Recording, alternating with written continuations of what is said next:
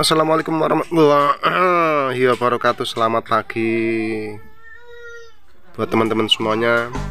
Semoga pagi hari ini masih selalu diberikan kesehatan, diberikan kelancaran dalam segala aktivitasnya. Nah, kali ini teman-teman, jadi sedikit saya berbagi informasi, berbagi pengalaman apa yang sudah pernah saya lakukan dan dari hasil uji coba begitu ya teman-teman. Di coba-coba, tapi dengan coba-coba itu saya bisa mengetahui bagaimana cara merawat bibit gaharu yang baik dan benar, sehingga bisa kita dapatkan bibit gaharu itu atau bibit tanaman itu bisa menjadi lebih tumbuh dengan baik, berkembang dengan sehat, dan pertumbuhannya pun juga lebih cepat begitu. Nah, video ini juga saya buat karena memang ada beberapa pertanyaan dari teman-teman kita yang sudah pernah membeli bibit gaharu di Raf Magelang. Jadi salah satu pertanyaan yang saya simpulkan dari teman-teman adalah bagaimana cara merawat bibit gaharu yang masih kecil agar bisa tumbuh berkembang dengan sehat dan lebih cepat gitu. Tentunya kita menanam bibit tanaman apapun itu kan pinginnya lebih pertumbuhannya bisa cepat, bisa berkembang dengan cepat dan subur begitu dan sehat begitu ya. Nah, begini teman-teman, jadi yang harus kita ketahui dalam menanam bibit gaharu khususnya begitu ya. Nah, pertama yang harus kita ketahui adalah bahwa bibit gaharu itu tidak tahan dengan genangan air. Artinya kalau bibit gaharu tidak tahan dengan genangan air, maka kita harus usahakan jangan sampai bibit gaharu itu tergenang air begitu ya. Artinya harus diberikan gundukan atau gunungan di sekeliling dari pangkal batang begitu ya. Kemudian yang harus kita ketahui, yang poin kedua adalah bibit gaharu itu tidak tahan dengan sinar matahari full gitu. Artinya harus dinaungi ya. Jadi kalau kita tanam bibit gaharu langsung diterima matahari yang panas begitu, yang terkena sinar matahari 100%, itu biasanya akan mengalami gangguan dalam pertumbuhan gitu. Nah, salah satu yang bisa kita lihat nanti adalah dari bentuk daunnya begitu. Kemudian yang ketiga adalah dengan pemupukan yang tepat dan benar itu juga akan bisa membantu pertumbuhan tanaman bibit gaharu itu lebih cepat begitu. Artinya kalau kita berlebihan justru itu nanti akan merusak pertumbuhan dari bibit tanaman. Nah, berbicara masalah bagaimana cara memupuk bibit gaharu, itu pertama adalah kita lihat dulu seberapa besar bibit tanaman gaharu yang kita tanam.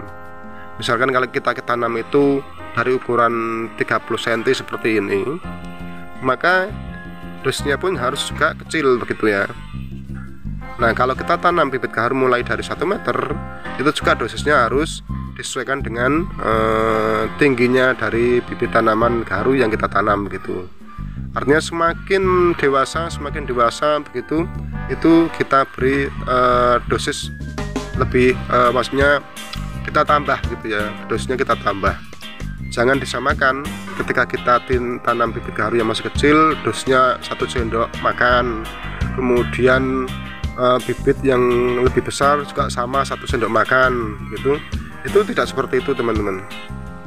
Jadi sekali lagi, dosis yang harus kita berikan adalah sesuai dengan keadaan atau kondisi dari tanaman itu sendiri. Ini contohnya teman-teman. Jadi kalau kita tanam bibit gaharu yang masih ukuran segini teman-teman, ini 35 cm,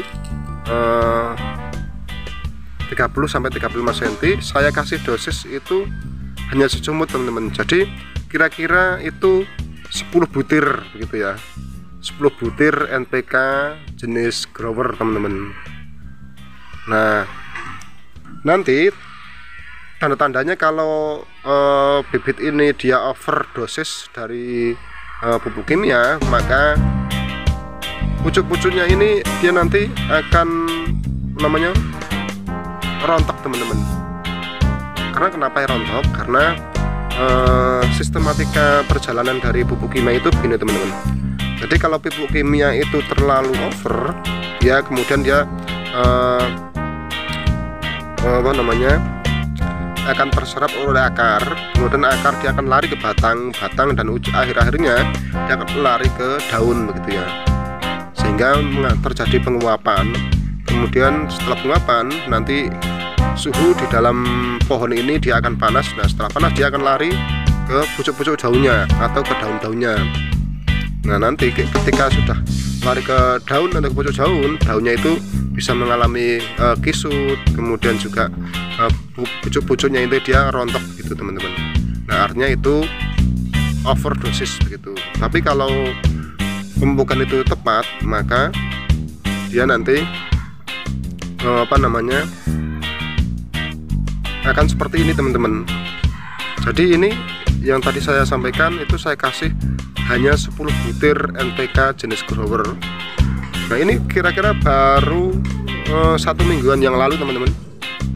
Nah saat ini sudah bisa kita lihat bagaimana hasilnya, apakah menurut teman-teman itu overdosis atau itu berhasil teman-teman. Jadi tanda-tanda itu tidak overdosis atau tepat dalam pemberian pupuk NPK, maka pertama yang harus kita lihat adalah perubahan dari daunnya. Kalau daunnya mengkilap seperti ini teman-teman, kemudian pucuk-pucuknya ini tumbuh baru gitu ya. Nah ini teman-teman, ini bisa lihat teman-teman, ini sudah tumbuh pupus-pupus baru teman-teman. Nah tidak hanya ini, teman-teman bisa lihat. Nah ini teman-teman. Nah artinya ini berhasil gitu teman-teman. Artinya berhasil yaitu karena pertama itu pemberian dosis itu tepat begitu.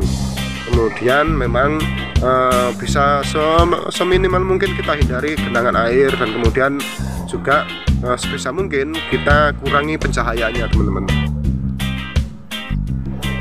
Nah kira-kira seperti itu teman-teman. Jadi sekali lagi kita sebisa mungkin, semaksimal mungkin melakukan perawatan itu sebaik-baiknya, karena bagaimanapun juga namanya tanaman adalah makhluk Tuhan yang memang harus kita rawat begitu dan kita jaga.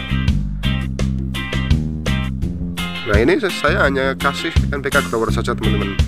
Nah kemudian untuk perawatan 2 minggu sekali atau sebulan sekali untuk menjaga agar daun-daun ini tetap mengkilap, tetap sehat, itu kita kasih yang namanya gandasil daun teman-teman. Nah selebihnya pemberian itu kita sesuaikan dengan situasi kondisi tanaman di saat kemudian hari begitu ya. Oke teman-teman, terima kasih, semoga bermanfaat dan tetap jaga kesehatan, semoga rezekinya lancar, dan jangan lupa untuk dukung channel ini agar bisa lebih berkembang dan tentunya lebih bermanfaat untuk teman-teman semuanya dan untuk kita semua. Terima kasih. Wassalamualaikum warahmatullahi wabarakatuh.